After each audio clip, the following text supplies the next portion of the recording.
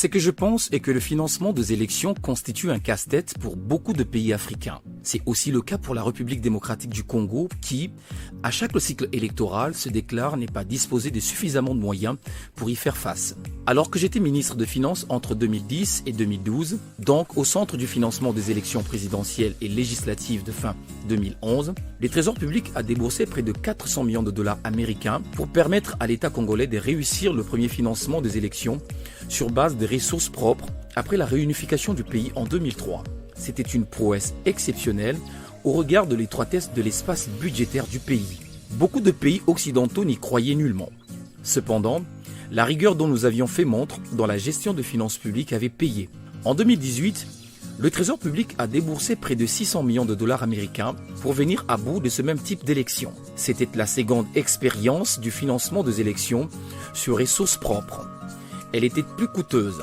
On peut en déduire qu'en moyenne, il faut près de 500 millions de dollars américains pour sécuriser le financement du paquet des élections sur ressources propres. Ce coût exorbitant est lié principalement à la mauvaise gouvernance et au déficit d'infrastructures de transport et de communication dans le pays. Les multiples dénonciations de détournement de fonds faites au cours de ces dernières élections en sont la preuve.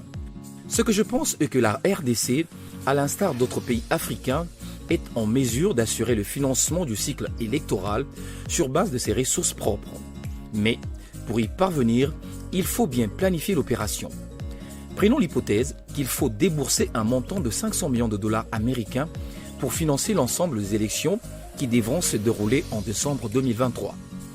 Il faudra que tous les paiements soient effectués 6 mois avant le jour du scrutin, soit au plus tard le 30 juin 2023. Ce qui permettra de disposer des bulletins des votes et de tous les matériels nécessaires au plus tard le 30 septembre 2023. Cela permettrait à la Commission électorale nationale indépendante de disposer du temps nécessaire, soit près de 3 mois pour dispatcher dans le vaste territoire congolais l'ensemble du dispositif électoral.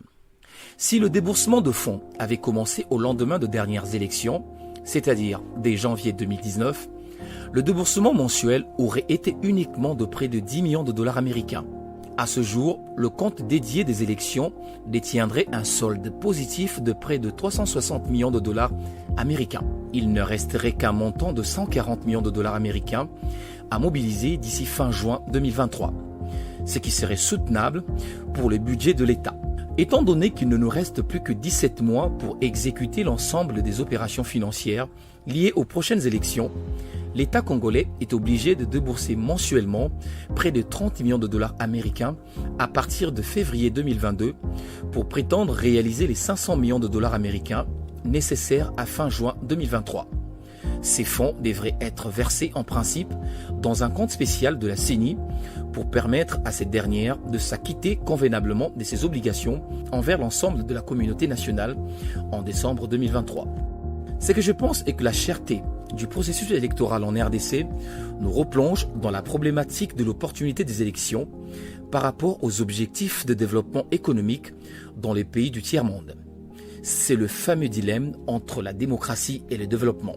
Un chef d'État africain m'est posé une fois la question de savoir si les élections, vu leur coût exorbitant, ne constituaient pas un frein au développement des nations. La question vaut son pesant d'or lorsqu'il apparaît qu'avec 500 millions de dollars américains, un pays en développement est en mesure de financer plusieurs projets et de faire avancer significativement son agenda de développement. À titre d'exemple, avec ce montant, selon qu'on le consacre entièrement à un seul projet, on peut bitumer 400 à 500 km de routes, financer de parcs agro-industriels, acquérir 5 avions Airbus neufs, acheter plus de 4000 bus neufs de transport en commun de marque Mercedes, construire plus de 4000 écoles primaires et secondaires, bâtir plus de 30 universités, ériger plus de 30 hôpitaux modernes, construire plus de 5 barrages hydroélectriques à dimension moyenne ou plus de 50 centrales de production d'eau potable.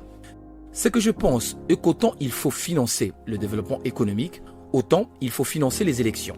Sans toutefois chercher à soutenir le financement des élections, quel que soit son coût, il n'en est pas moins vrai qu'elles demeurent cruciales pour garantir un développement harmonieux et durable des pays, car elles permettent de disposer des meilleurs dirigeants pour son pays tant au niveau national que provincial.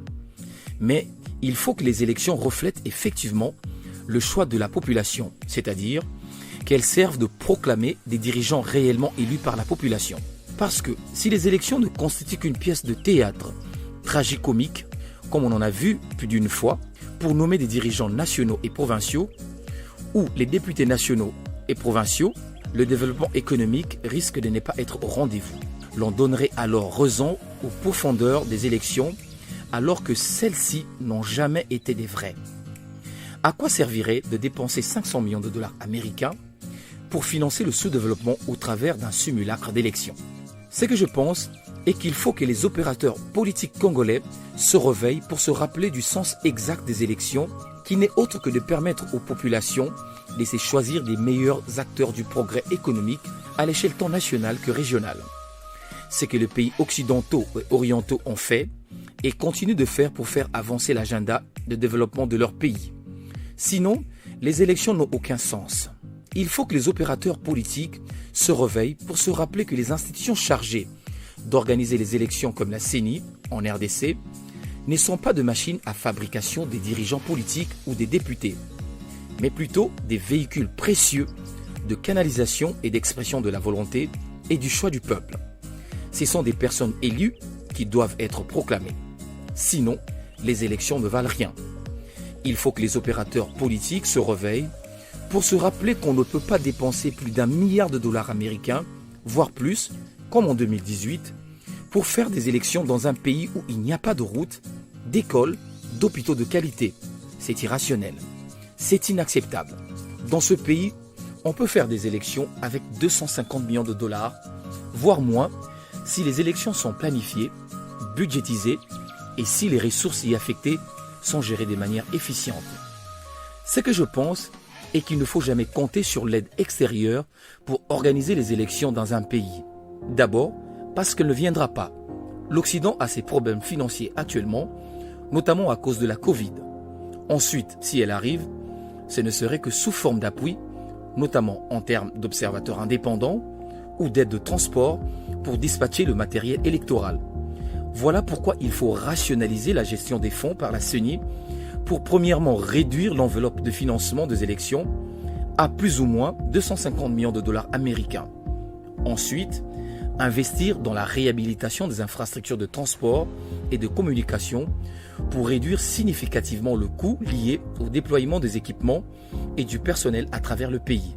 Enfin, savoir stocker les équipements qui peuvent être réutilisés. Si cela n'est pas fait, ce sera un éternel recommencement.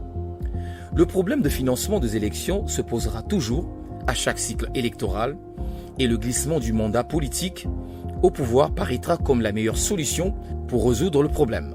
Et pourtant, les glissements est le meilleur moyen d'éviter la mauvaise gouvernance dans la gestion des affaires publiques au travers d'un gouvernement d'union nationale issu d'un dialogue national. Ce serait l'éternel recommencement sur le chemin du sous-développement.